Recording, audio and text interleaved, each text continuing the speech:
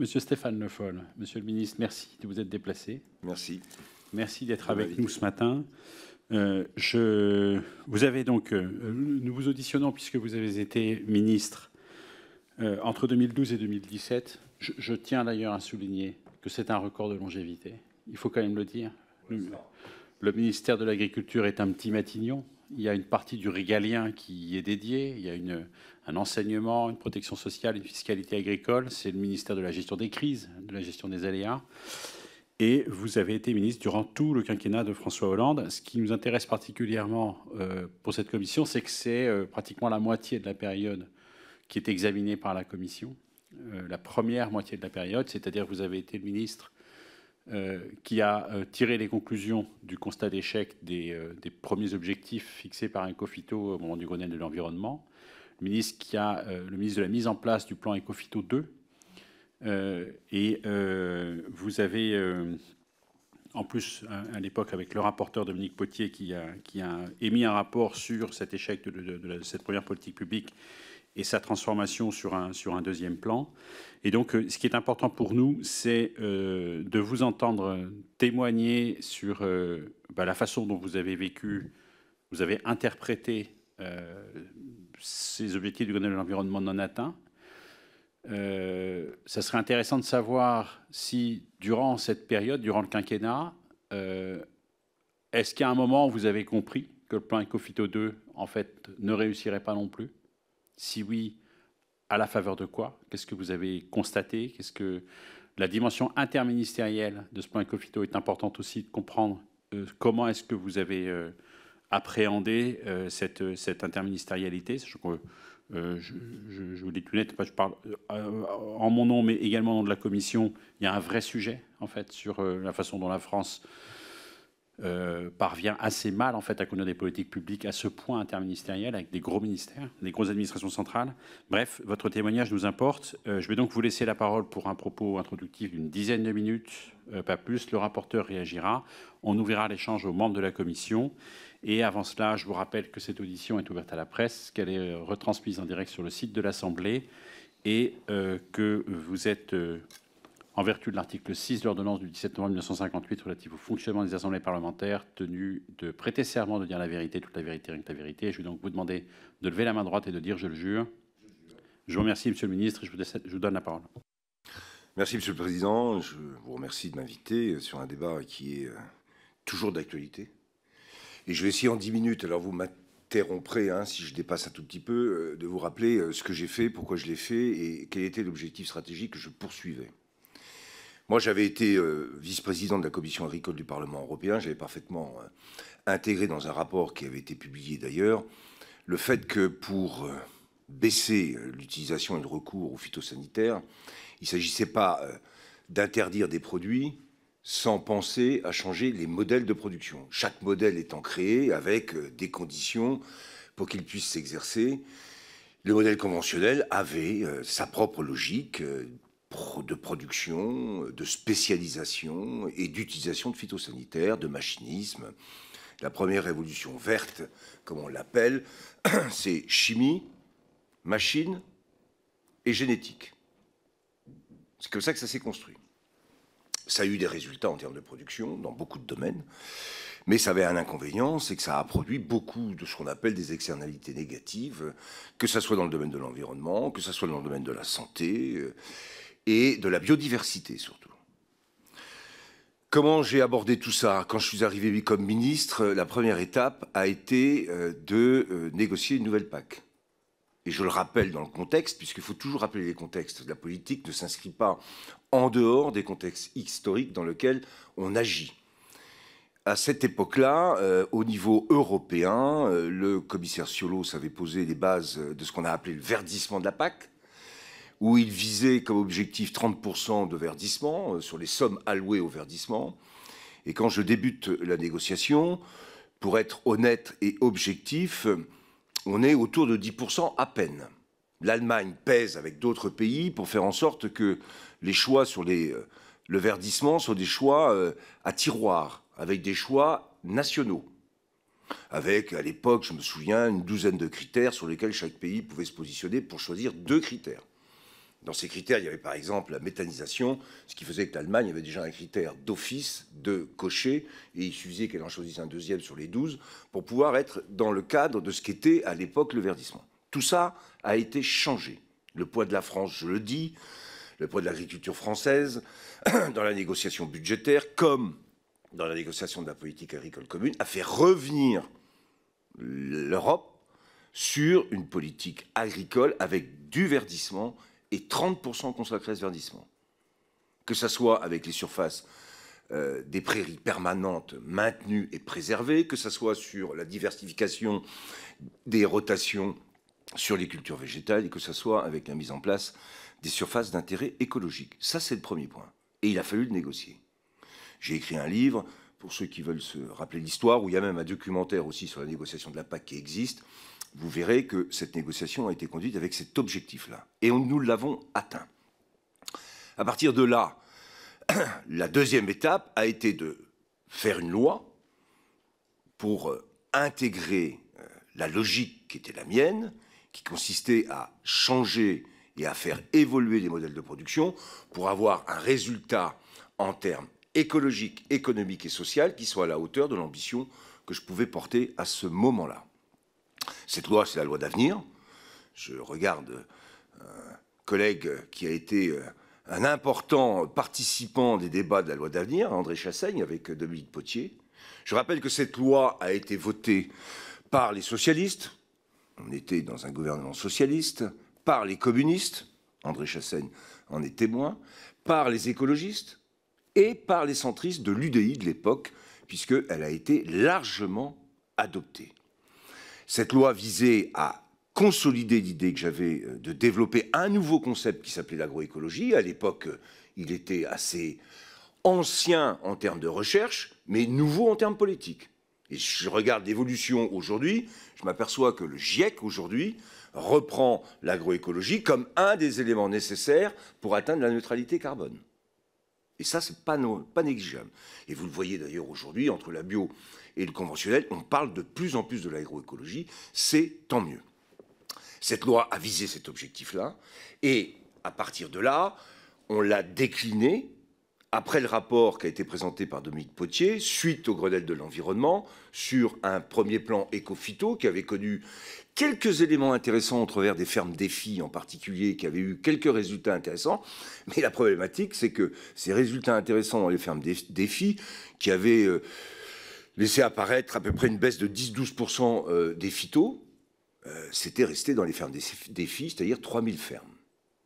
Donc le plan éco-phyto 2, que j'ai donc lancé, avec le rapport de Dominique Potier, visait à aller beaucoup plus loin et à tenir compte de ce qui avait été déjà fait par Michel Barnier après le Grenelle et de ce que nous devions faire pour pouvoir réussir une baisse quantitative de la consommation des phytosanitaires. Je le dis, la France est le seul pays qui s'était donné des objectifs quantitatifs. Il ne faut pas l'oublier non plus.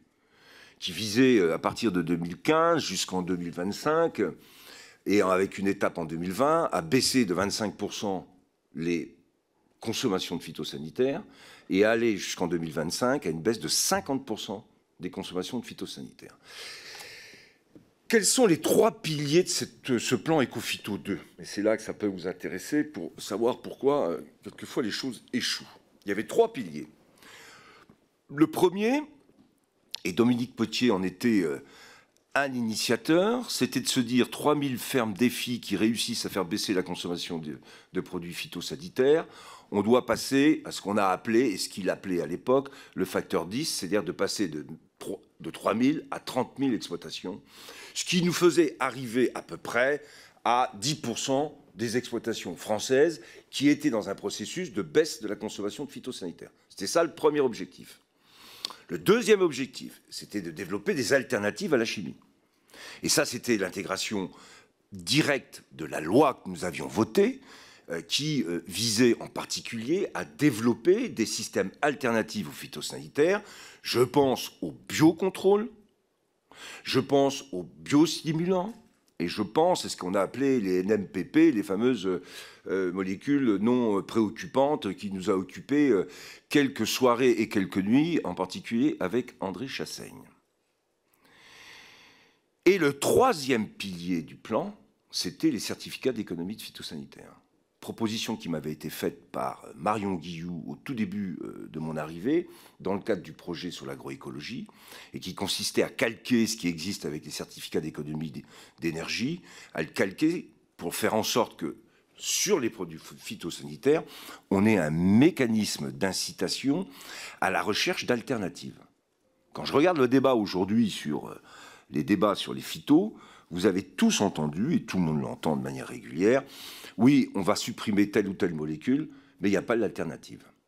La vraie question, c'est de chercher à trouver des alternatives.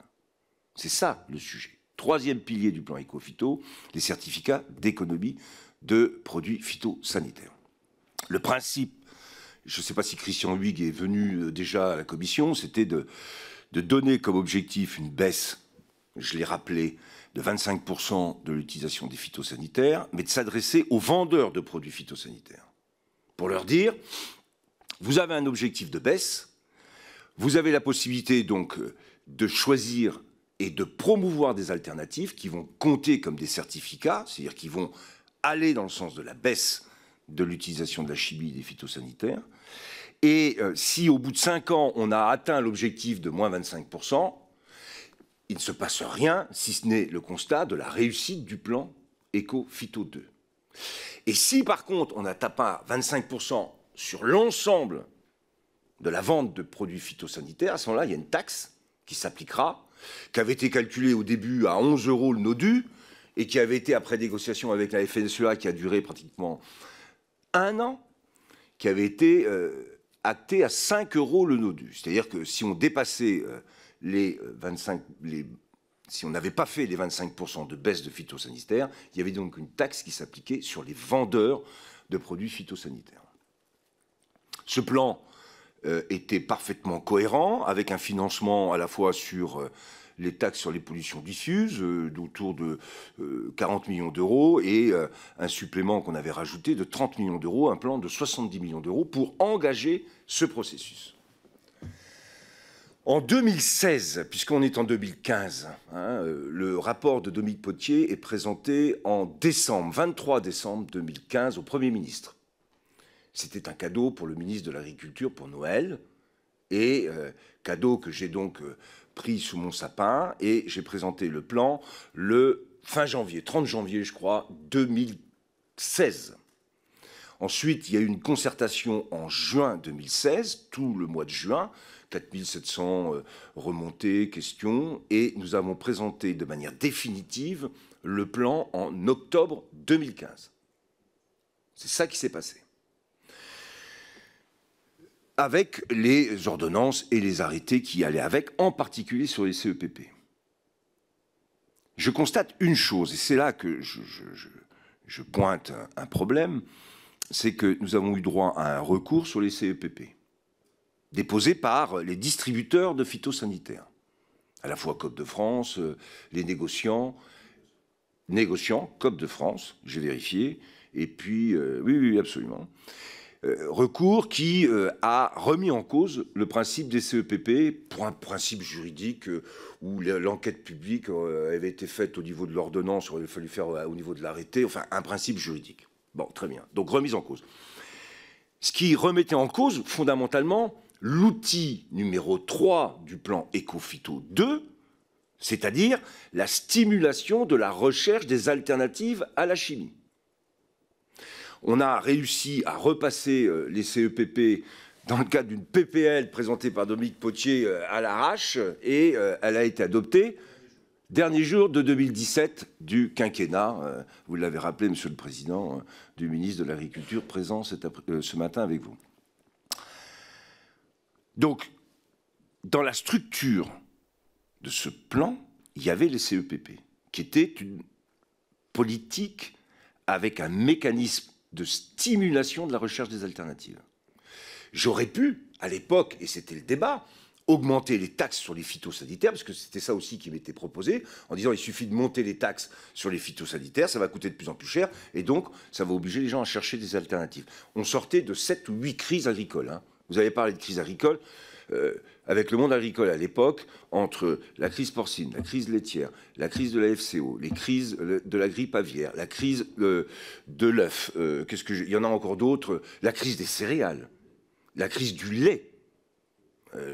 J'ai plaisanté l'autre fois avec une assemblée générale de Sodial au Mans, quand j'ai appris que la tonne de lait était aujourd'hui à plus de 400 €. Il faut se rappeler que quand j'étais ministre et que Dominique Potier était député à l'époque, on était avec une tonne de lait à 260, 240 € la tonne. Et j'ai plaisanté en disant qu'il était temps que je parte pour que les prix remontent. Mais là, pour le coup, sur les CEPP, le fait que dans la loi Egalim ait été supprimée la taxe qui était prévue si on n'obtenait pas le résultat de moins 25%, puisque au lieu d'avoir 5 € de taxe, on l'a mis à 0, il va de soi qu'à partir de là, l'incitation, qui n'était pas une sanction, mais une incitation à la baisse, quels que soient les moyens, à la fois la baisse en quantité, les changements qui sont opérés, et le ministre tout à l'heure l'a rappelé, on a considérablement diminué tout ce qui était toxique, cancérogène. Et ça, c'est un point très important en termes qualitatifs. Il y a eu beaucoup de molécules qui ont été éliminées et il faut qu'on continue comme ça.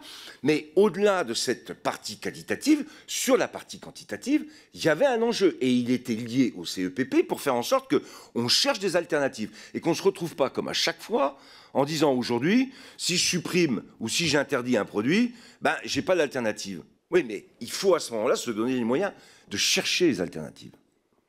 Ça, c'est le premier constat que je fais. Et je vous le dis, il est absolument nécessaire de retrouver un mécanisme qui mette en place un système pour chercher des alternatives. Et puis je termine sur un deuxième point qui me semble aussi très important, c'est la question de la mesure de ce qui se passe en termes d'utilisation des phytosanitaires. Le NODU qui est utilisé par la France, et nous sommes le seul pays à l'utiliser. Hein. Et il a un défaut, c'est qu'il prend les quantités globales, sans traiter la question qualitative. Est-ce qu'on a des produits qui sont de moins en moins dangereux, que ce soit pour la santé humaine ou que ce soit pour la biodiversité? Parce que ça, c'est un point très important, la biodiversité. Et là, le NODU, lui, il prend toutes les quantités qui sont utilisées. Je vais prendre un exemple, puisque j'ai regardé ça maintenant. Si je prends la bio, qui utilise du cuivre, en particulier pour lutter contre toutes les maladies liées aux champignons, le cuivre est utilisé et est intégré dans le cadre des NODU. Bon, vrai sujet. Est-ce que c'est ça l'objectif? Est-ce que c'est ça qu'on doit poursuivre? Parce que j'ai fait ce constat, et je vous laisse y réfléchir 2 secondes. Moi, quand je suis arrivé en tant que ministre, il y avait 3,5% de la surface agricole utile qui était en bio. Quand je suis parti, on était arrivé à peu près à 7%. On avait doublé. Et aujourd'hui, on doit être autour de 10%. Comment se fait-il qu'avec 10% de surface agricole utile française, on arrive encore à avoir des NODU qui augmentent, alors qu'on a eu un développement considérable, multiplié par 3, de la surface en bio? Il y a quelque chose sur la mesure qui ne va pas. Donc si je résume ce que je viens de vous dire, 1, on ne peut raisonner la baisse de l'utilisation et du recours à la chimie que si on raisonne sur le changement de modèle. Ça semble à peu près acquis, j'écoutais un peu les débats tout à l'heure. Ça, c'est un point majeur. 2, si vous voulez vraiment être efficace, il faut qu'il y ait un mécanisme qui oblige à chercher des alternatives. Si vous ne l'avez pas, à chaque fois, on retombe sur le même problème, c'est-à-dire que l'idée qu'une molécule qui est supprimée doit être remplacée par une autre molécule chimique. Non! Non! Si je regarde la viticulture, hier j'étais dans l'Hérault, puisque pour le 4 pour 1000, je rajoute la question du stockage de carbone que j'ai lancé en 2015 au moment de la COP21. Mais si j'étais dans l'Hérault hier, c'était en discutant avec le président du conseil départemental qui me disait que dans l'Hérault, ils ont commencé par mettre des incitations au recours au biocontrôle, en particulier sur la question des phéromones, pour limiter les parasites. Et on le fait aussi dans la Sarthe, dans le Janière. Ils ont commencé, ils étaient à 300 hectares. Aujourd'hui, ils sont à 12 000 hectares de vignes qui utilisent ce qu'on appelle joliment la confusion sexuelle. et qui évite le recours à des produits phytosanitaires. Et je sais que dans le Janière, maintenant, tu es là pour le rappeler, on le fait et c'est tant mieux, et même dans l'arboriculture. Donc tous ces éléments-là sont des éléments importants. Donc ce que je veux vous dire, et c'est pour ça que je suis très heureux de pouvoir participer à cette enquête, c'est ne jamais oublier qu'on a besoin d'un mécanisme incitatif. 2, il y a une question sur la mesure. Le NODU aujourd'hui a un biais qui ferait qu'on corrige. Et je rappelle que dans le plan éco-phyto, que Dominique ensuite a piloté au niveau du comité qui était chargé du suivi, avait été indiqué qu'on chercherait à regarder s'il ne fallait pas modifier les indicateurs, l'indicateur. Et qu'on avait dit, on garde le NODU pour l'instant, mais on essaye de réfléchir à un nouvel indicateur qui prenne en compte, c'était ce qui était évoqué tout à l'heure par un député qui était viticulteur, quand même l'aspect qualitatif de ce qui se passe. Toute substance plus nocive remplacée par une substance moins nocive, que ce soit en termes de santé humaine ou en termes de biodiversité, parce que j'y tiens énormément, doit être un élément qui doit être pris en compte. Voilà les 2 points sur lesquels, pour éclairer la Commission par rapport à l'expérience qui est la mienne, je voulais à tout prix venir ce matin jusqu'à Paris, retrouver une salle que j'ai connue et des gens que j'ai connus et bien connus aussi. Merci en tout cas. Merci à vous, Monsieur le Ministre. Vous avez largement dépassé le temps de parole, mais je vous ai laissé sciemment, parce que c'était passionnant, de vous entendre de manière très, très lisible, très argumentée, refaire l'historique de ce qui s'est passé. Ça reprend évidemment beaucoup de choses qui ont été abordées lors des auditions de la commission d'enquête. Monsieur le rapporteur, je vous laisse réagir. On se donne jusqu'à 12h15, midi 15. Voilà. Donc, monsieur le rapporteur. Merci beaucoup, Monsieur le Ministre. Vous dire la joie de vous retrouver sur ce terrain qui était une passion partagée. C'est une matinée importante parce qu'on a eu le ministre en exercice aujourd'hui, Marc Fesneau, et puis celui il y a 10 ans.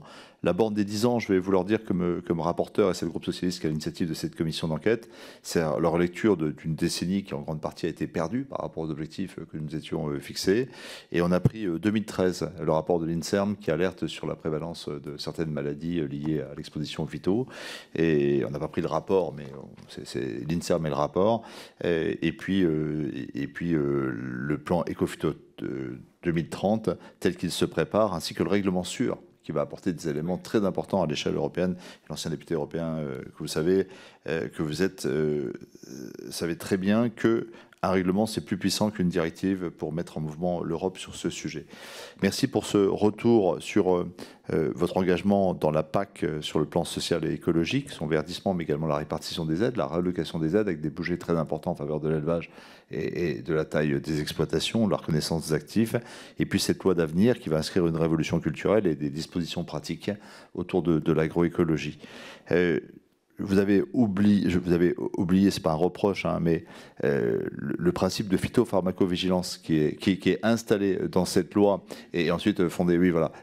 On propose de l'étendre, je le dis pour votre fierté personnelle, on propose de l'étendre à l'échelle européenne tellement il a fait ses preuves en Europe, comme la reconnaissance du biocontrôle, qui a été sous votre autorité et qui aujourd'hui devient une norme qui va être inspirée également l'Europe. Donc la France peut inspirer l'Europe quand elle est elle-même inspirée. Je voudrais revenir de façon plus incisive sur un certain nombre de points, sur la relecture de l'histoire. Il y a, vous avez dit, pas que verdissement, une loi d'orientation, et puis des dispositions pratiques. 3000, rappelez une précision, c'était 2000 fermes. Quand vous étiez aux responsabilités, on proposait de les passer à 3000. Et après, on est revenu en arrière. Enfin, voilà, c'était de 2 à 3000 et 3000 qui vont vers 30 000. C'est un peu le triangle des Bermudes, ces 30 000 fermes. Personne ne sait ce que c'est devenu. Donc, on décide d'une politique et puis elle n'est pas mise en œuvre. Alors, justement, sur votre propre responsabilité, parce qu'il n'y a aucune complaisance dans une commission d'enquête, vous le savez bien, et on est là pour aller au fond des choses. On est en 2015, vous avez rappelé l'agenda. 2015, le rapport sort, il a été fini en 2014, il est présenté en 2015. Enfin, on est autour de novembre et janvier 2015. Et dans ce rapport, bien sûr, les choses sont freinées. D'une part, il faut le dire, par le recours de la FNA. Ça, c'est un point objectif, on perd 6 mois. Mais également par une hésitation à l'échelle gouvernementale. Et on est là pour se dire les choses. Je me rappelle d'une déclaration du Premier ministre à un congrès de la FNSEA qui semble mettre le pied sur le frein par rapport à la dynamique de l'agroécologie telle que vous l'avez pensée. Est-ce que vous pouvez nous dire, avec la rigueur qui convient à une commission d'enquête, qu'il y a eu un débat interministériel et que les décisions n'ont pas toujours été prises, notamment à partir de la crise du lait et de la crise des céréales, n'ont pas toujours été à la hauteur de vos espérances en matière d'autorité publique pour mettre en œuvre cette loi? Il n'y a pas que le recours de la FNA, il y a également une sorte d'hésitation qui s'exerce au sommet de l'État, à Matignon et à l'Élysée. Je me trompe? Quand moi je parle de l'agroécologie à l'époque, il faut quand même qu'on se rappelle, Dominique Potier et d'autres, que les débats sur le verdissement portent plutôt sur la chimie verte.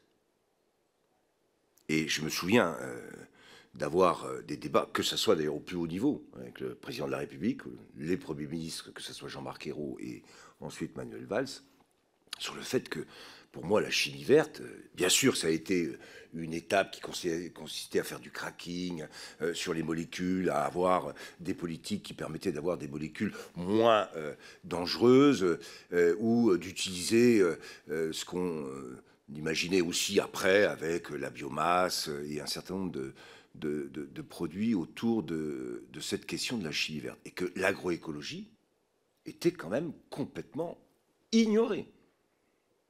Ignoré. Il a fallu que... Et c'est pour ça que la PAC et le verdissement, plus ensuite la loi, et c'est la légitimité que m'a donné le vote à l'Assemblée nationale à l'époque, qui a permis ensuite de faire basculer une partie de l'appareil, même si au niveau du ministère, j'avais réussi à convaincre les directions. Hein. J'avais commencé très tôt à la FAO sur la création d'un groupe sur l'agroécologie à l'échelle internationale et que j'ai eu des directeurs, des directrices qui se sont totalement mobilisés et qui continuent à l'être aujourd'hui, puisque j'en ai encore rencontré une hier à Montpellier. C'est fantastique de voir la continuité qui existe aujourd'hui. Mais à l'époque, on part de loin, hein, de très très loin. Et le débat, que ce soit avec le syndicalisme majoritaire, ou alors avec la Confédération paysanne qui, elle, est uniquement sur la question sociale, c'est-à-dire la petite exploitation, l'agroécologie arrive pour essayer de trouver une forme, j'allais dire, entre guillemets, de synthèse entre le conventionnel et le bio. Et le débat et la dialectique entre, si vous êtes dans le conventionnel, ça veut dire que vous ne faites rien pour l'écologie, et si vous êtes dans le bio, vous ne faites rien pour l'économie. Ce qui m'a d'ailleurs conduit au niveau de la COP 21, quand je fais la proposition, là, pareil, de créer l'initiative 4 pour Mire, c'est du stockage de carbone dans les sols, pour rappeler à tout le monde que les sols agricoles et forestiers sont des puits de carbone, c'est pareil. On est dans le débat entre la smart agriculture, avec l'agriculture de précision, les satellites et tout ça, et puis les ONG qui considèrent que l'agriculture pollue, c'est tout le débat qui continue d'ailleurs, sur la question de l'élevage. Bon. Donc c'est vrai qu'on partait de loin et que le débat politique, vous le savez, il n'est jamais facile.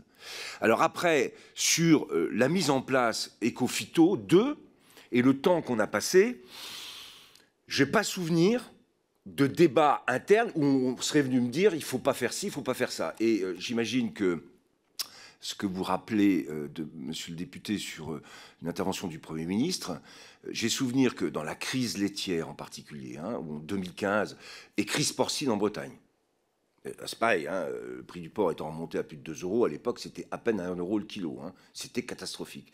On était sur un contexte extrêmement explosif au niveau social et économique dans l'agriculture. Il y a certainement eu de la part du Premier ministre de l'époque et peut-être à un certain niveau de réticence à continuer à aller dans une logique qui pouvait être contrariante vis-à-vis des agriculteurs à un moment où ils connaissaient effectivement des crises majeures, hein, parce que ces crises-là, elles ont été majeures. Mais je n'ai pas eu, moi, après le vote de la loi d'avenir, qu'il a fallu aussi accélérer, hein, puisque là, dans les débats que j'ai eus en interne, et dans les rimes qu'il a fallu obtenir sur le calendrier législatif, je voyais bien que si on reportait la loi d'avenir après 2014, puisqu'elle est adoptée en 2014, c'était tout qui prenait du retard. Tout. Et on le voit sur le plan Ecophyto. Alors, il rentrait dans le cadre du calendrier qui était prévu, hein, quand même. Mais on est quand même fin 2015. Donc il nous reste 1 an de mise en œuvre. Et puis après, on bute sur le recours et sur les débats aussi que vous avez bien connu, et je le dis à la députée d'une circonscription que je connais bien en Bretagne, sur les questions d'azote total. Il faut se rappeler que dans la loi, il y a le principe de l'azote total, que je ne vais pas expliquer ici, mais qui est très important, et qui va buter aussi sur une négociation qui va durer. Et même si je suis resté 5 ans, eh ben, au bout des 5 ans, à la fin, il y avait en plus la grippe aviaire, deuxième phase dans le sud-ouest, en fin 2016, début 2017, je m'en souviens très bien. Et donc, c'est vrai qu'on n'a pas été assez, j'allais dire, je n'ai pas été assez, sûrement à ce moment-là, encore plus punchy pour pouvoir aller plus loin. Mais heureusement que la loi d'avenir m'avait donné quand même une légitimité politique sur l'objectif. Je reviens tout de même, il y a dans la loi d'avenir les GI2E, il y a par ailleurs la proposition des 30 000 fermes. En gros, ça peut être la même chose, c'est individuel ou collectif, il faut entrer en transition et il faut accompagner ça. Qu'est-ce qui fait que ça prend pas comme ça aurait pu prendre? Vous allez me dire qu'il y a eu des très beaux GI2E, que c'est un beau laboratoire, comme les fermes des filles sont un beau laboratoire, mais on est loin de la massification, il faut se le dire, les yeux dans les yeux. On a raté la massification. Et là, on va explorer 2 sujets, un petit peu, mais de façon plus précise. C'est d'une part l'accompagnement par l'appareil des chambres d'agriculture. Est-ce qu'elle aurait dû être plus redevable? Est-ce qu'on aurait dû avoir un autre type de négociation avec elle pour obtenir non pas seulement des promesses de moyens, mais des résultats? La deuxième question, c'était le levier, évidemment, de la séparation du Conseil. Mais là, vous n'êtes pas en cause. Mais je vais vous demander votre avis sur cette séparation du Conseil qui va intervenir plus tard. N'empêche qu'entre GI2E et 30 000 fermes, même sous votre responsabilité, on ne voit pas un début de déploiement massif. Alors, il y a les élections, il y a tous les freins que vous avez dit, les crises, etc. Mais on tarde à voir cette massification se mettre en place. Il aurait fallu un mandat supplémentaire pour le ministre Le Foll? Non, je blague. Je l'ai... Quand je suis parti, les prix ont monté, donc il était temps que je m'en aille. Et au bout de 5 ans, il y en a qui étaient fatigués de me voir, donc il fallait savoir aussi arrêter. Sur les GI2E, élément majeur, et je vais même le lier à d'autres éléments. L'échec sur les GI2E, oui, c'est l'échec d'un impensé sur le développement agricole. Autant sur tout le reste, moi j'avais créé un groupe Saint-Germain et la création des GI2E, tout ça c'était pensé. Il y a une question qui avait mal été abordée, et par moi en particulier, c'était la question du développement agricole. Comment je relais? Il y avait les chambres d'agriculture qui avaient des financements. J'ai développé des financements pour les ONVAR, justement pour stimuler les GI2E. On a eu au début des résultats, plus de 500 GI2E à peu près. Alors je ne sais pas, aujourd'hui, et j'aimerais bien avoir des chiffres où on en est, il paraît qu'il en reste, et ça c'est un point important. Quelle était la philosophie? C'est que si vous laissez un agriculteur tout seul gérer une transition aussi lourde de modèles de production que le veut l'agroécologie, vous le mettez dans une difficulté majeure. L'aversion au risque, elle est légitime, puisque vous avez derrière le revenu ou pas de revenu. Et que pour l'agriculteur, garantir son revenu, c'est la condition de la pérennité de son exploitation. Donc les GI2E, c'était de se dire, on va raisonner de manière collective. J'avais repris l'idée toute simple des GAEC qui avaient mis en commun le matériel agricole. Là, j'avais dit, on va mettre en commun les objectifs qualitatifs, environnementaux, pour faire en sorte qu'on crée des dynamiques sociales et économiques. 500 GI2E avec des réussites, vous l'avez rappelé, monsieur le député, mais aussi des freins. On se parlait franchement, hein, il y a des chambres d'agriculture qui n'en ont pas fait un. Il y a des endroits où j'ai pas pu.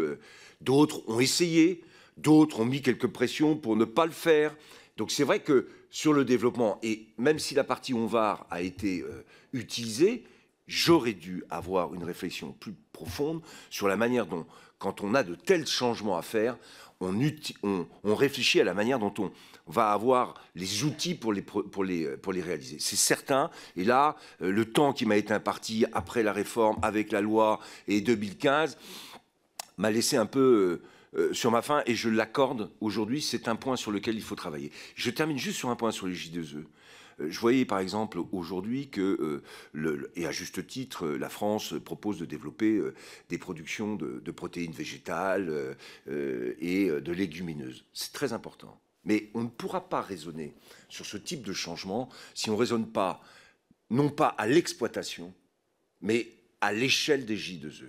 Je m'explique. Si vous voulez mettre plus de rotation, mais si vous imposez à des fermes de 100, de 60 à 150, 200 hectares des rotations à l'intérieur de leur sol agricole, c'est beaucoup plus difficile ensuite de valoriser les productions et les rotations de cultures qui sont installées. Alors que si vous le faites à l'échelle de 1000, 1500 hectares, vous avez des possibilités, en particulier pour les protéines végétales, en particulier pour le développement des légumineuses, de faire à partir de là des choix économiques extrêmement performants pour diversifier les productions. Donc les J2E, pour moi, c'est pas, je remets pas en cause l'exploitation individuelle, au contraire, mais elle s'inscrit dans une dynamique collective.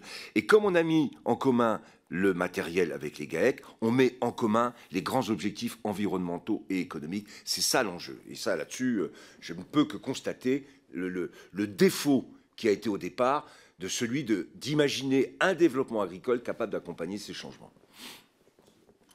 Vous évoquiez plutôt les CUMA, c'est ça, hein, pour la mise en commun des matériels. Oui, vous avez dit GAEC, oui. Oui, je voulais, surtout qu'on a été ensemble à un salon des CUMA qui était dans l'innovation, y compris agroécologique. Il y a eu une phase d'espérance qui est retombée, et vous prenez votre part de responsabilité sur l'absence, notre incapacité à évaluer et à corriger le mécanisme de développement. Ça, c'est un impensé. Ouais, tout à fait. C'est les CUMA, oui, je me permettais de préciser. Juste après, l'autre moyen massif d'inflexion de la pratique sur les usages, c'est évidemment le conseil agricole, marchand.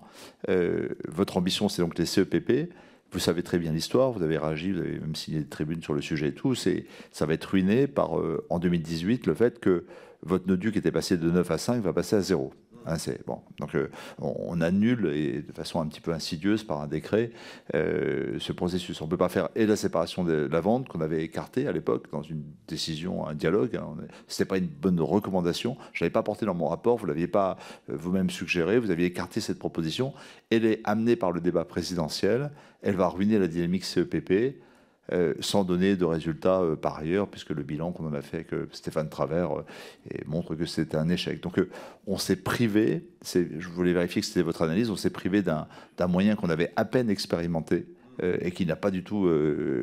bon, le ministre Fesneau nous dit qu'il est prêt à réenvisager sa réintroduction, mais on est quand même sur 6-7 ans d'échec. Voilà. Bon, pas de commentaires sur ce point. Alors Je peux faire, monsieur le député, c'est celui que vous avez fait, c'est qu'évidemment, dans les 3 piliers de l'éco-phyto 2, et on s'en souvient bien l'un et l'autre, il y avait, je l'ai dit, 3 000, 30 000, c'est le facteur 10, il y avait le développement du biocontrôle, des alternatives et même de l'agriculture de précision, et le 3e pilier, c'était les CEPP.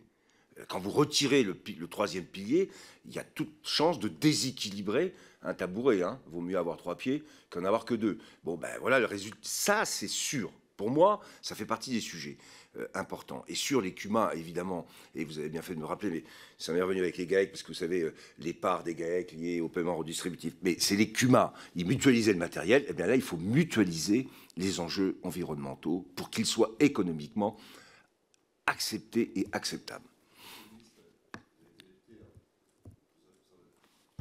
Et vous en êtes capable, c'est des réponses de moins de 2 minutes maintenant, sur un sujet essentiel que vous n'avez pas du tout abordé. La loi d'avenir prévoit une réforme du Code de santé publique et donne à l'ANSES une autorité qu'elle n'a jamais eue. Bon, est-ce que vous arrivez de regretter cette disposition ? Dites-nous un mot, pourquoi est-ce que vous prenez cette disposition qui a une importance capitale, qui est remise en cause aujourd'hui par la droite sénatoriale, qui est remise en cause par une partie du syndicalisme, qui est remise en cause par la filière céréale, enfin, beaucoup de personnes la remettent en cause, et le doute s'est installé dans le débat public sur cette réforme absolument fondamentale. Certains pensent que c'est une démission du politique que de ne pas de renoncer à contredire ou à aménager une décision de l'ANSES en matière de gestion des risques. D'autres, une autre école de pensée dit que c'est une décision au contraire politique majeure parce que c'est la seule qui peut nous permettre de nous affranchir de la pression des intérêts économiques à court terme. Avec du recul, comment jugez-vous évaluez-vous cette décision qui aujourd'hui fait toujours l'objet de discussions très vives? Est-ce que... Voilà, je vais m'arrêter là, et puis j'aurai une question sur les néonicotinoïdes très rapide. Si on peut avoir une réponse rapide, ça permettra de... Là-dessus, très rapidement, moi je prends cette décision parce qu'il y a un moment où, en fait, avant, l'ANSES donnait des avis, renvoyait ça à la DGL, qui reprenait les avis de l'ANSES, qui les corrigeait, les changeait, renvoyait ça à l'ANSES, ce qui fait qu'il y avait plein d'autorisations de mise en marché qui étaient complètement stoppées, non pas parce qu'il n'y avait pas un débat scientifique, mais il y avait un débat entre l'ANSES et la direction, la DGL. Et ça avait été repéré par Génération Future comme un élément qui faisait l'opacité du système et le soupçon qui était porté sur le ministre de l'Agriculture qui devait cacher un certain nombre de choses. Donc moi, je me suis dit à ce moment-là, c'est exactement ce que je me suis dit, eh bien, on va rendre les choses transparentes, c'est l'ANSES qui aura la responsabilité de la mise en marché. Aux politiques, s'il y a un problème politique de poser, d'avoir ensuite la responsabilité du retrait, si une autorisation a été donnée sur laquelle il y a un désaccord pour X ou Y débat. Ça, c'est la responsabilité du politique. Laissez croire qu'on n'aurait pas l'ANSES, c'est le politique qui déciderait. Ce sont des centaines d'AMM qui étaient traités tous les ans. Laissez croire qu'un ministre de l'Agriculture va s'occuper scientifiquement de toutes ces AMM et c'est là qu'il aura son pouvoir. C'est ridicule. Je ne regrette pas d'avoir transféré les autorisations de mise en marché à l'ANSES. Elle est critiquée par certains. Ensuite, ceux qui sont dans l'idée de l'État profond qui travaillerait en dehors des politiques. La responsabilité du politique, c'est de faire des choix politiques. C'est pas d'être sur des choix techniques et technologiques tous les jours. C'est faux. On ne demandera jamais à un ministre, même s'il a pu faire des études scientifiques, de passer toutes ses matinées et ses après-midi à regarder toutes les autorisations qui sont données avec les avis qui peuvent être donnés. C'est ce qui se passait même avec la DGL. Donc moi, j'ai clarifié les choses. Et franchement, le débat qui arrive, c'est un vrai débat politique. Hein. C'est l'idée, je vous le dis, qu'il y a un État profond qui travaillerait en dehors de la responsabilité politique. La responsabilité politique, elle doit être assumée là où elle est essentielle, sur les choix stratégiques, sur les grandes questions de société, sur toutes ces questions techniques et technologiques. L'ANSES a son rôle. Et la preuve, moi j'ai interdit le cruiser OSR dès que je suis arrivé en juin ou juillet 2012 sur la base d'un rapport de l'ANSES. Et tout le monde m'a félicité, mais personne n'a félicité à l'époque l'ANSES. Sur les néonicotinoïdes, vous êtes plutôt hostile à la décision qui est portée par Barbara Pompili d'une interdiction qui est programmée. Ce qu'on constate surtout, c'est qu'une fois que l'interdiction est programmée, il n'y a rien qui est mis en œuvre pour chercher les alternatives. Bon. Et on arrive à un ministre, Julien Normandie, qui crée une réautorisation en disant qu'il faut 3 ans pour changer. Quand vous étiez aux responsabilités, il y a eu une partie de ces 3 ans qui ont manqué pour chercher des alternatives. Alors qu'est-ce qui s'est grippé à ce moment-là pour que, alors contre votre gré, hein, je connais les débats, les amendements que vous suggériez pour dire peut-être, si on peut, etc., ou plus tard, etc., avec une certaine prudence. Hein. Mais en tout cas, ce qui est sûr, c'est qu'on ait fait nettement ou plus lentement une interdiction des néonicotinoïdes. L'appareil de recherche-développement n'est pas mobilisé suffisamment à temps. Alors 2016, c'est en 2016 l'interdiction. Hein. On peut faire peu de griefs parce qu'après on attaque, on est sur la campagne des présidentielles, c'est une autre séquence, quoi. Mais en tout cas, est-ce qu'on peut observer que pour votre part et pour la part de votre successeur Stéphane Travert, on ne prend pas les devants pour assumer les conséquences de cette interdiction programmée? On revient à ce que je disais tout à l'heure, hein, s'il n'y a pas un processus qui s'engage scientifique, de recherche et d'accompagnement de ceux qui vendent des produits pour chercher des alternatives, à chaque fois que vous interdisez, vous prenez une décision à un moment T donné, et T plus 1, quelle est l'alternative? Les gens vous disent, il n'y en a pas. Alors c'était sur la betterave, hein, si je me souviens bien, sur la question des néonicotinoïdes, où ils sont revenus après décision d'interdiction. De la même manière, je le dis, que sur le glyphosate, l'idée qu'on allait interdire, et puis maintenant on s'abstient. Bon, et puis on se contente très bien du fait que ça va être prolongé pour 10 ans. Mais ça, c'est des sujets, ça revient au début du débat que nous avons eu.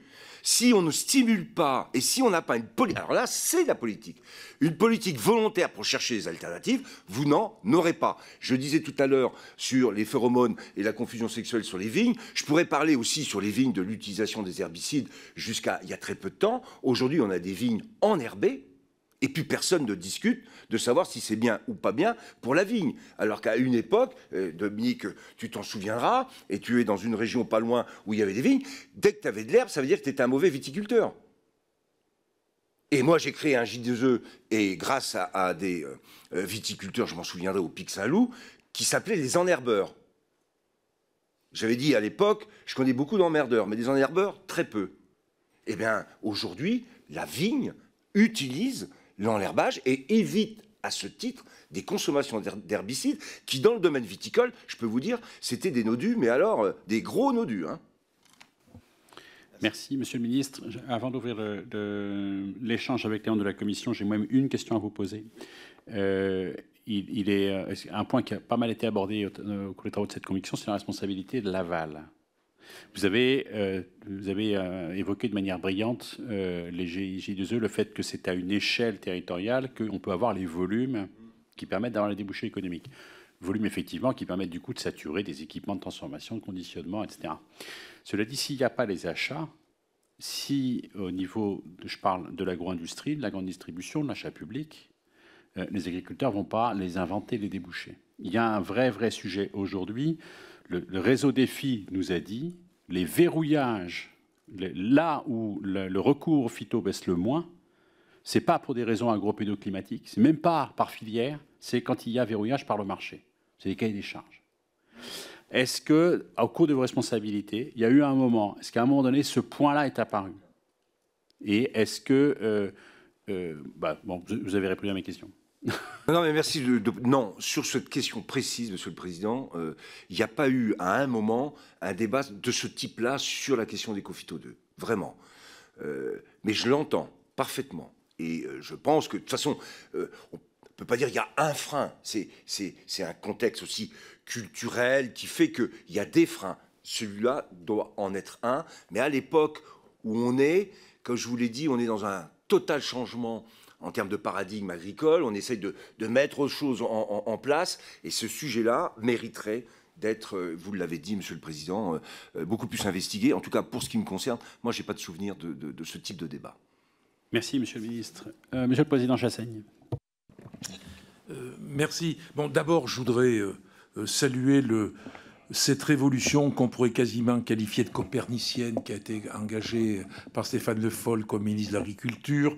J'ai eu l'occasion de le signaler. J'avais d'ailleurs utilisé pour résumer une citation de René Char qui avait été reprise dans un ouvrage écrit par Stéphane Le Foll à la suite, « L'inaccompli bourdonne de l'essentiel ».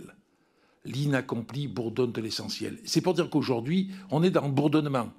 Il y a les grandes lignes qui ont été fixées, qui ont fait de Stéphane Le Foll le Jean 23 de l'agroécologie, si on peut dire. Mais c'est vrai, maintenant, on est dans le dur. Donc, ma question, je vais me limiter à une observation, enfin, observation-question. Et ça m'a semblé extrêmement intéressant. J'avoue, je n'y ai pas pensé avant, mais je pense que le président et les rapporteurs avaient imaginé ça. C'est le rôle de la réponse collective. On est trop souvent dans la réponse individuelle de l'agriculteur face à ces problématiques. Et il est là avec tout ce qu'il y a, je ne veux pas développer, bien sûr, sur la rentabilité, il y a la famille derrière, il y a les pressions de la société. C'est vraiment une charge mentale extrêmement forte. Or, les GI2E avaient une faculté, effectivement, de mobiliser, de faire du collectif. Je donne deux exemples qui sont liés directement au sujet que l'on a. Il y a un GI2E qui avait été fait dans le département du Puy-de-Dôme entre des jeunes agriculteurs céréaliers de Limagne qui font purement des céréales et des éleveurs du césalier qui, eux, produisaient des engrais organiques par leur élevage. Ça, on a un exemple d'une approche collective qui peut permettre d'apporter des réponses, et je pense que c'est dommage, faudrait qu'on fasse un bilan là-dessus, hein. C'est dommage que ces GI2E ont pu être freinés ou n'ont pas été prolongés, enfin, à vérifier. Deuxième exemple, on a des abattoirs qui ont des difficultés. Ces abattoirs produisent de la poudre d'os, ou peuvent produire de la poudre d'os, de la corne broyée, qui constituent aussi des engrais organiques de qualité, et il pourrait y avoir des GI2E avec aussi des agriculteurs, des céréaliers, pour limiter l'usage de phytosanitaires, de pesticides, par exemple, au profit de ce type d'engrais. Donc l'approche collective me semble importante à souligner. Donc je rajoute rien par rapport à ce qui a été dit, mais ça me semble important. Et de la même façon, faire appel à des agences, comme c'est le cas, c'est pour le ministre de l'Agriculture d'aller trancher sur certaines choses. Je l'ai emmerdé, puisqu'il employait le mot tout à l'heure, pendant des années, Stéphane Le Foll, pour qu'on puisse de nouveau consommer de la fraise de veau, parce que c'est un plat spécifique de chez moi. Bon, l'autorisation a été obtenue, mais je pense que ce n'était pas le rôle de l'agriculture de répondre à des questions écrites successives d'André Chassaigne pour qu'on puisse lever cette difficulté. Merci, Monsieur le Président Chassaigne. Je me permets une toute petite précision, Monsieur le Ministre, et les débats que nous avons, des discussions que j'ai beaucoup avec le rapporteur et que nous avons eues en commission à propos de cette loi de 2014 et de la fusion au niveau de l'ANSES, de l'évaluation et de l'analyse du risque. Ce que vous avez dit était très très clair. Et je ne crois pas du tout qu'il ait jamais été remis en cause, ce principe de bon sens, de gestion administrative, avec un travail qui en gros était fait en double. La question de la responsabilité du politique porte sur des cas d'interdiction de mise en marché, qui sont beaucoup moins nombreuses que les cas d'autorisation. Là où se pose la question du calcul bénéfice-risque, que la question de savoir qui fait ce calcul et qui est responsable de ce calcul devant la société. C'est en cela où je considère qu'il peut y avoir des nuances et des échanges. Enfin, j'apportais juste cette précision. Ça ne remet pas du tout en cause, encore une fois, l'essentiel. Voilà. Madame Edel. Merci, Monsieur le Président. Monsieur le Ministre, vous avez évoqué donc 3 piliers. Et donc l'un des piliers, le développement des alternatives à la chimie. Nous sommes tous d'accord avec ce concept, sachant que le développement des alternatives implique que ces alternatives soient utilisables par nos agriculteurs. Dans les points qui ont été évoqués par les différentes filières, que ce soit l'arboriculture, donc je pense à l'Association nationale pomme-poire, que ce soit... Bref, je ne vais pas citer obligatoirement toutes les filières. Il est évoqué que certaines techniques, et notamment de biocontrôle, existeraient dans des pays voisins, ne seraient pas utilisées dans le nôtre. Il est également évoqué, lorsque l'on parle des fois de molécules qui ne peuvent plus être utilisées dans l'agriculture française, que ces molécules ne peuvent plus être utilisées, non pas parce qu'elles ont été interdites, mais parce qu'elles n'ont pas été réhomologuées. Donc lorsqu'on entend tout cela, on se dit que l'une des questions qui se posent à notre modèle agricole français, c'est la question de l'homologation des techniques, alors que ce soit sous forme de molécules, que ce soit sous forme de prédateurs, d'insectes et autres. Aujourd'hui, on n'a pas de réponse à cette question. Donc est-ce que vous, du moins moi j'aurais bien aimé vous entendre sur... Pour vous, est-ce que l'absence de solution est entre autres liée à l'absence de renouvellement des renouvellements des autorisations de molécules, voire à l'absence de création, de demande pour des nouveaux produits, et ce, avec les firmes qui ne font pas les demandes correspondantes. Donc moi, c'était vraiment ma première question, où comme on n'a pas de demande des firmes, qui mettent au point ces produits ou qui ont mis au point ces produits, est-ce que c'est l'une des raisons? Ma deuxième question est une question un peu plus générique et qui est liée à, on va dire, l'un des principaux points de votre période en exercice. Cela se caractérisait d'abord et avant tout par la mise en œuvre de ce qu'on pouvait appeler la nouvelle PAC et avec la mise en place d'un nouveau logiciel pour la PAC lorsque vous étiez en position. Le temps, l'énergie liée à la mise en place de cette nouvelle PAC, est-ce qu'il a eu des conséquences sur l'ensemble des autres politiques agricoles lorsque vous étiez en fonction? Je vous remercie. Monsieur le ministre. Pour répondre à André Chassaigne, d'abord je resterai laïque, même si j'ai beaucoup apprécié d'être comparé à Jean 23. Sur les GI2E, je considère qu'effectivement, juste un élément stratégique et économique. Si on veut réussir à avoir une alimentation qui soit accessible à tout le monde et diversifiée pour tout le monde, parce qu'on peut considérer qu'il y aurait des produits qui seraient réservés aux plus pauvres et la diversification et la richesse de l'alimentation à ceux qui ont plus de moyens. On veut pour tout le monde un accès à une alimentation riche et diversifiée. Il faut intégrer dans le domaine de l'agriculture que si la mise en production nécessite énormément de besoins de financement, vous allez avoir des difficultés à obtenir le résultat attendu, diversification accessible à un prix pour le plus grand nombre, en même temps que vous obtiendrez un revenu pour les agriculteurs. On ne peut pas continuer à demander aux agriculteurs d'avoir des besoins de financement pour pouvoir lancer des exploitations et de la production qui soient déconnectés de la capacité qu'on a au bout à leur offrir un prix. Donc ma stratégie de l'agroécologie a toujours été de dire baissons le besoin de financement.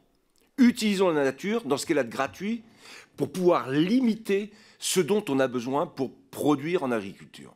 Et c'est pour ça que sur les questions d'agriculture de précision, satellitaire et tout ça, si on redemande aux agriculteurs d'aller investir encore une fois dans d'autres trucs pour avoir des renseignements et que ça coûte plus cher, on est toujours en train d'alimenter la pompe à emprunt qui lui-même nécessite des résultats à la hauteur pour pouvoir rembourser les emprunts qu'on a lui-même suscités pour produire. C'est vraiment le sujet. Et les GIE dans ce cadre-là sont essentiels. Hein. De l'inachevé bourdonne l'essentiel, pour reprendre la belle formule, c'est la vérité. Et ce qu'on a vu sur les JDE, pour ceux qui ont été lancés, et il y en a qui restent, hein, c'est monté jusqu'à 1 million, on est passé il y avait 500, où on est allé jusqu'à 1000, 1200. Je sais, on me dit qu'il en reste aujourd'hui beaucoup, mais j'aimerais bien, effectivement, moi-même, je vais m'en occuper, je vais regarder où on en est. Mais c'est essentiel. Donc ça, c'était pour répondre à André Chassaigne. Il a raison. Là, il y a une clé économique, écologique et sociale. Parce que laisser les agriculteurs tout le temps tout seuls supporter le risque et supporter les choix à faire, c'est extrêmement lourd. Alors que quand ils sont dans un J2E, c'est une force de frappe, c'est une capacité à négocier, c'est une capacité, vous l'avez dit, Monsieur le Président, une fois que je fais de la production en rotation, à développer de la transformation. Prenons l'exemple de ce qui a été fait avec le colza et Sabin à l'époque. Il lance la production de colza dans le cadre du GATT avec les États-Unis. Qu'est-ce qu'il en découle de cette production de colza? De l'huile et des tourteaux. Si vous lancez des rotations dans lesquelles vous avez de la production de protéines végétales, et en particulier l'utilisation de légumineuses. Vous faites deux choses à la fois. Vous pouvez nourrir votre élevage de manière souveraine, et deuxièmement, vous pouvez fixer de l'azote dans les sols, et vous évitez que la France importe de l'azote minéral, c'est-à-dire du gaz. Mais si je raisonne exploitation par exploitation, le choix, il est extrêmement risqué. Si je raisonne à l'échelle d'un GIE, le choix devient assumé collectivement. Et la dynamique se crée. Si on ne fait pas ça, on n'aura pas les objectifs qu'on veut atteindre en termes de souveraineté, en termes d'écologie, en termes de social, en termes de revenus. Ça, c'est le premier point. Et vraiment, là-dessus, et je l'ai dit tout à l'heure, le vrai échec, c'est de ne pas avoir mis en place un système de développement qui accompagne ça, ou qui fasse comprendre ça. Sur votre question, Madame la députée, il y avait deux questions. La première, c'était sur est-ce que, et je pense que le ministre Fesneau a très bien répondu là-dessus, il y a des non-renouvellements qui sont liés au fait que les entreprises intègrent parfaitement les risques qu'il peut y avoir, et surtout l'étroitesse des marchés qui fait qu'ils n'y ont pas d'intérêt. Soyons honnêtes. Hein, ils se délestent de molécules qui ne trouvent pas forcément de grands débouchés, donc ça ne les intéresse plus, donc ils ne renouvellent pas les autorisations de mise en marché. Ça, c'est vrai. Mais, comme il l'a dit, est-ce que ce n'est pas aussi un processus qui fait que les molécules les plus dangereuses ou les moins utiles disparaissent de manière mécanique et logique? Sur la clause miroir, il l'a dit aussi, et je partage, parce que moi j'ai été souvent interpellé là-dessus. Les autres seraient des tricheurs et nous ne serions que vertueux. Quand vous êtes ministre de l'Agriculture, vous allez voir les Allemands, ils vous disent que c'est vous qui trichez. Ou les Espagnols de la même manière. Bon, alors on va dire non, c'est pas vrai. Je pense que là-dessus, il faut quand même qu'on fasse un bilan qui soit objectif et qui permette de mettre tout le monde à niveau. Qu'est-ce qui est de la réglementation européenne? Et plus on aura de réglementation européenne dans le sujet, moins il y aura de distorsion de concurrence. C'est évident. Et il ne faut pas toujours alimenter cette idée que les autres, ce sont des tricheurs et que nous, on serait uniquement vertueux. Parce que, je vous le dis, les autres, ils pensent la même chose de nous. Donc, il faut dire, l'Europe a une responsabilité d'harmonisation.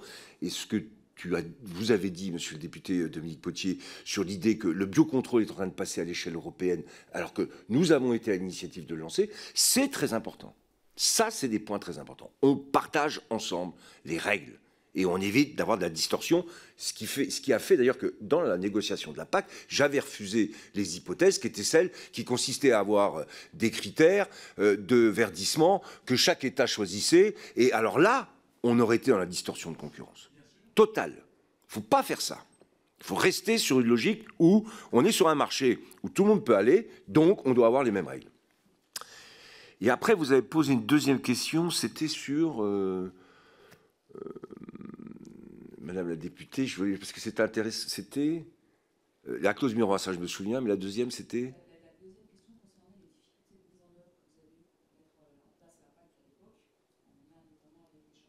Oui, d'accord. C'est ça. Voilà. Donc on négocie la PAC, elle est adoptée, je le crois, à Luxembourg et au Parlement européen à l'été 2013. On a un accord au Conseil en février-mars à Luxembourg 2013. Après, elle se met donc en application en 2014. Et entre 2013 et 2014, il va arriver quelque chose que je n'avais pas prévu, je vous l'avoue, c'est l'apurement européen. L'Europe conteste les surfaces éligibles françaises et considère qu'on a une erreur, je vous le dis quand même, de 0,8% ou 0,6%, je ne sais plus, donc 0,6, 0,8. Contestation sur les surfaces qui sont éligibles. Pour des histoires, dans une exploitation, vous construisez un hangar à un moment, vous utilisez tant de mètres carrés, ils étaient peut-être éligibles avant, ils ne le sont plus après, les corrections ne sont pas faites, donc on s'engage dans une négociation sur l'apurement, de 3 milliards d'euros. Hein. Budgétairement à l'époque, je peux vous dire que du côté de Bercy, c'était la joie. Et donc on négocie avec la Commission européenne de faire ramener l'apurement de 3 milliards à 1 milliard d'euros, avec une contrepartie qui était de refaire toutes les orthophotos, c'est-à-dire la photographie des exploitations à l'échelle française, pour redéfinir la SOL éligible. Et quand on s'est engagé dans ce processus-là, on a perdu du temps.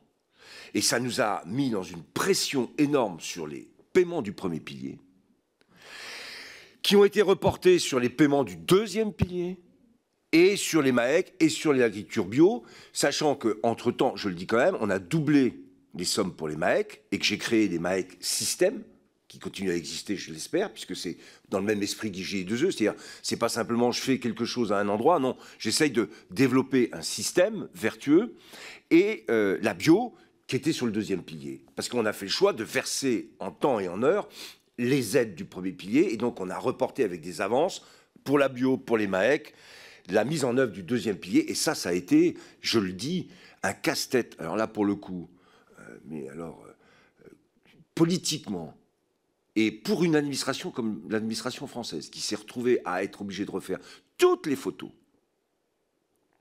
un sujet où on a été obligé d'embaucher je ne sais plus combien de personnes dans toutes les DDT et au niveau des drafts pour arriver à revoir et refaire tout le parcellaire, et ça nous a mis dans une situation de difficulté majeure. C'est ça qui a été la cause de la difficulté de la mise en œuvre de la PAC. On la négocie, elle est prête, verdissement, deuxième pilier avec les régions, parce que ça aussi, il y a eu de la décentralisation, mise en place des MAEC, et boum, on se retrouve rattrapé par la patrouille de l'apurement pour 3 milliards d'euros. On négocie à 1 milliard, mais on s'engage à refaire toutes les orthophotos. Et là, entre 2014 et 2015, c'est une course, mais terrible, avec un risque qui était apocalyptique, c'est qu'on ne puisse pas verser les aides du premier pilier. Merci. Il est 12h13, donc je vais prendre les 3 dernières interventions et je vous demanderai, Monsieur le Ministre, d'y répondre en ayant un mot de conclusion. Madame Pochon, puis Monsieur Martineau, puis Monsieur Borda. Non, Madame Pochon, les questions ont peut-être déjà été abordées. Monsieur Martineau. Merci, Monsieur le Président. Monsieur le Ministre, merci pour votre intervention ce matin. Et je suis fier justement de voir que la Sarthe est bien représentée ce matin. J'en profite et justement de saluer votre travail que vous avez fait sur l'agroécologie et justement votre intervention qui qui dit la vérité et qui justement dérange quelquefois, parce que je tiens à rappeler, enfin, je sais, on me dit, faut pas que je le dise tout le temps, que je suis producteur en bio, mais justement, en bio, on fait des choses qui quelquefois me déplaisent personnellement.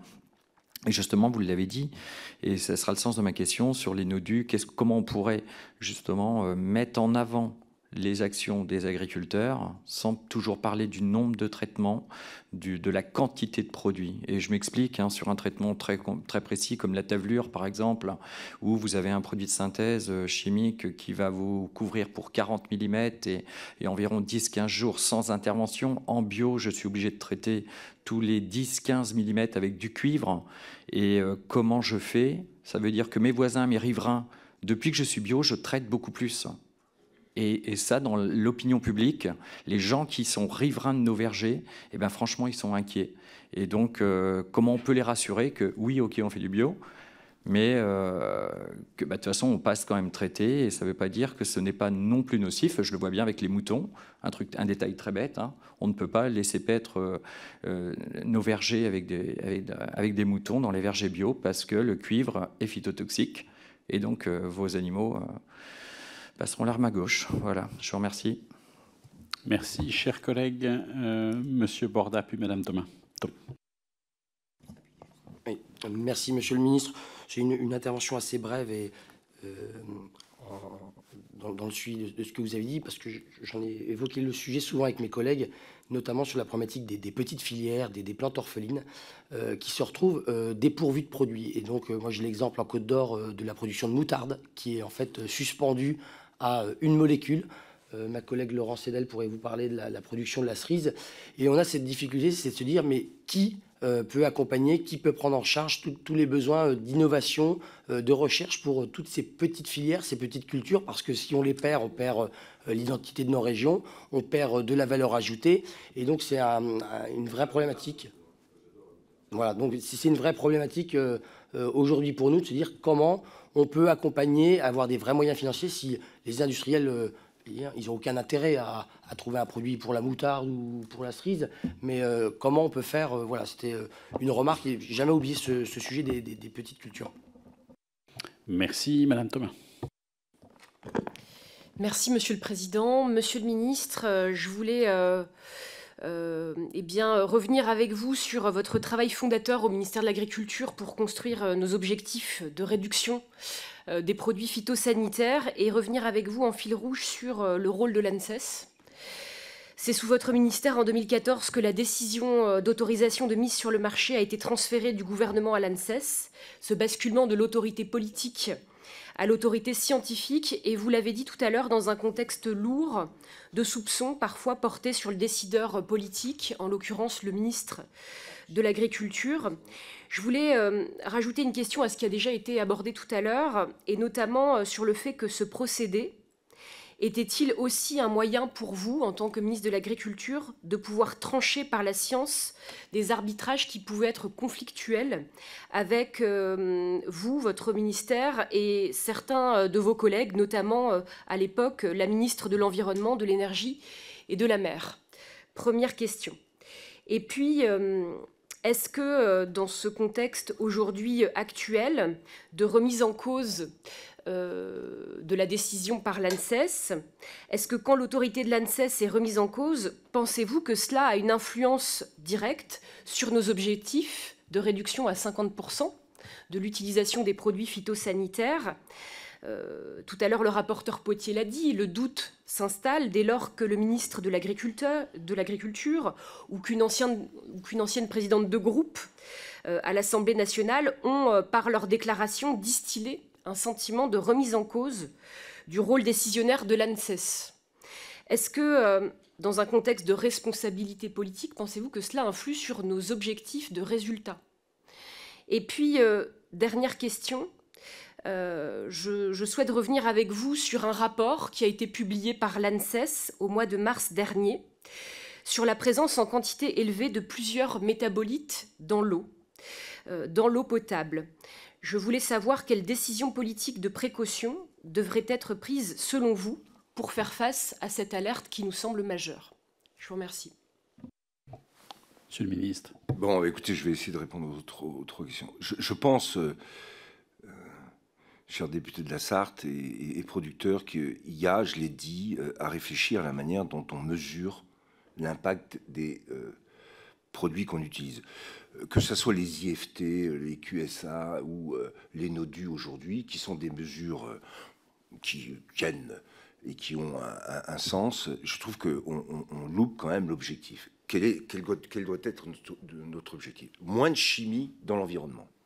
Ça, c'est le premier objectif. Moins de molécules, et en particulier les molécules persistantes, parce que celles qui restent et qui ne disparaissent pas rapidement. Et il y en a beaucoup. On sait qu'on a encore des traces d'atrazine dans les nappes phréatiques. On sait que sur des métabolites, là, dans l'eau, il y a des... Donc, objectif, changer ce que nous sommes en train de laisser dans l'environnement et baisser toutes ces molécules, c'est là le premier point. Donc, il faut que le NODU intègre ça, et pas simplement les quantités qui sont utilisées. Le deuxième point, c'est qu'il faut que ça soit mesuré aussi à l'aune de la biodiversité. Puisque vous le savez, c'est un sujet, là, moi, qui me préoccupe. La biodiversité a baissé. Je lisais un petit édito de Gaspard Koenig qui a découvert les lombrics depuis peu. Et si je l'avais eu à l'époque, je l'aurais sûrement sollicité pour défendre avec moi les lombrics. Mais maintenant, il a découvert ça et il en est très heureux. Et il écrit tellement bien qu'il fait des très beaux articles. Mais la biodiversité dans les sols, la biodiversité au-dessus des sols, c'est un élément majeur. Et c'est là que la PAC devrait intégrer un élément de biodiversité dans les sols et à proximité des sols comme un élément de verdissement. Et ça justifierait d'ailleurs à ce moment-là le fait qu'on va chercher à limiter toutes les molécules qui sont la cause de la perte de biodiversité. Donc c'est ces deux éléments-là qu'il faut qu'on prenne en compte. Parce que tu l'as dit, et c'est la vérité, bah aujourd'hui le cuivre, les quantités de cuivre qui sont utilisées, il faut savoir qu'il y a eu un débat, on est quelquefois sur la viticulture à 6 kilos l'hectare. Il faudrait descendre à 4 kilos. Les zones de viticulture vont peut-être devenir des zones de minerais de cuivre bientôt. Hein. Et la bouillie bordelaise, vieille histoire, elle retrouve là une limite. Et il faut quand même qu'on soit capable de se le dire.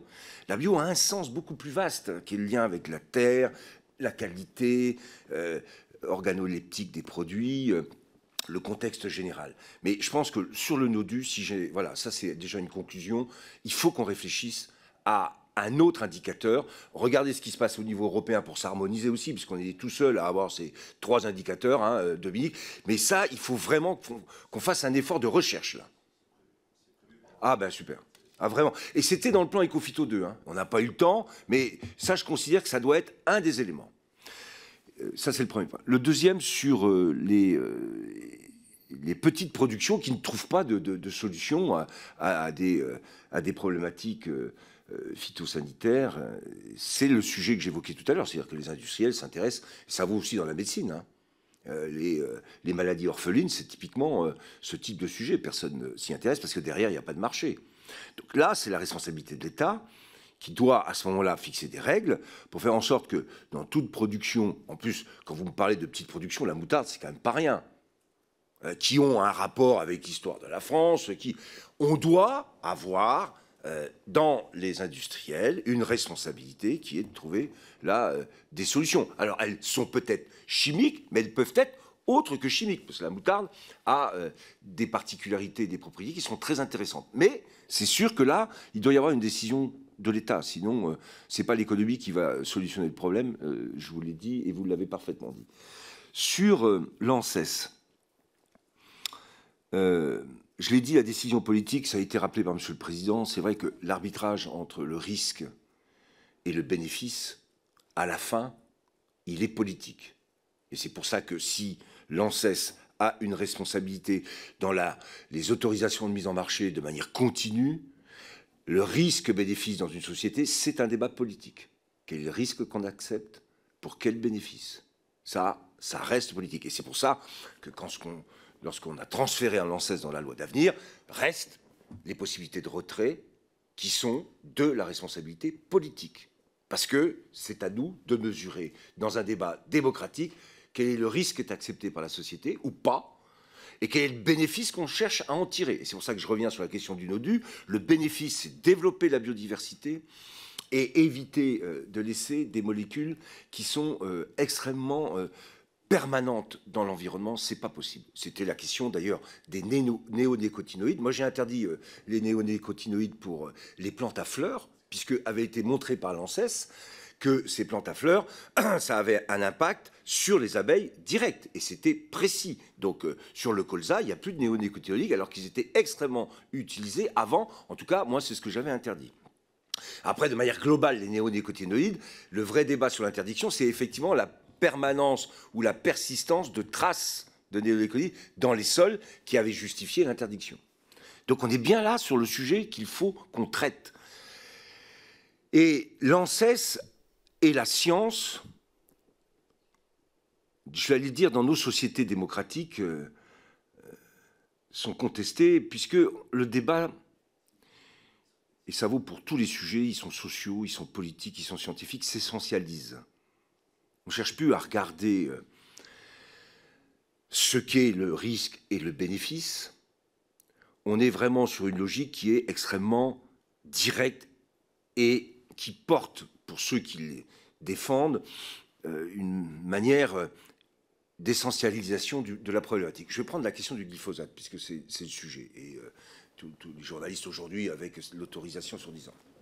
Et ce que disait tout à l'heure un député sur les techniques de conservation des sols, qu'on a beaucoup cherché à regarder, à étudier, à développer pour ce qui nous concerne. Il est certain que ces techniques développent du stockage de carbone et de la matière organique dans les sols, développent de la biodiversité dans les sols, c'est certain. Mais que les adventices et une partie des plantes invasives ne trouvent plus de destruction par le labour, puisqu'on est sur des couvertures de sol et des semis sur couverture. Et donc, il y a, de la part des agriculteurs qui produisent ces techniques, l'idée qu'ils ont besoin encore du glyphosate. Mais quand je dis qu'ils ont besoin du glyphosate, il faut savoir qu'on a eu jusqu'à 5 litres à l'hectare fut un temps de glyphosate. Quand on est dans les techniques de conservation, on est sur au maximum 1 litre, voire un demi-litre, et pas tous les ans. Donc on n'est plus du tout dans le même rapport. Et dans les mêmes conséquences. Faut-il accepter que dans une phase de transition, parce qu'il y a des possibilités ensuite de se passer du glyphosate, et de plus en plus, que scientifiquement le débat politique puisse s'appuyer sur des règles scientifiques, combien j'en utilise, qu'est-ce que est nécessaire pour que j'ai un bénéfice en termes de biodiversité et de stockage de carbone et de baisse de la consommation énergétique fossile, en particulier par le fait que moins travailler le sol, c'est moins utiliser le tracteur, c'est moins consommer d'énergie. Ça, c'est un bénéfice. Je regarde par rapport au risque qui est pris par le glyphosate, à quelle quantité ce risque est réduit à une expression qui est négligeable, parce que c'est ça le sujet, voire pour enclencher une transition, à la fin, à s'en passer, puisque certains agriculteurs, aujourd'hui, même dans les systèmes de couverture sous couverts végétaux, se passent du glyphosate. Donc quand je dis la science, on a besoin d'y revenir, oui, parce qu'il faut quand même qu'on arrive à objectiver. Le politique doit garder l'objectif. La science doit nous donner des moyens.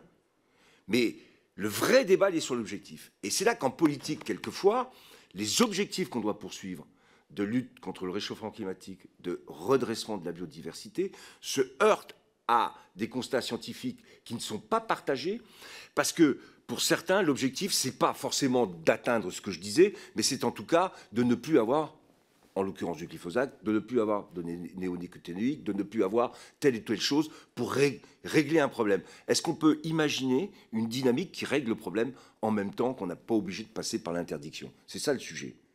Et là, on a besoin de la science.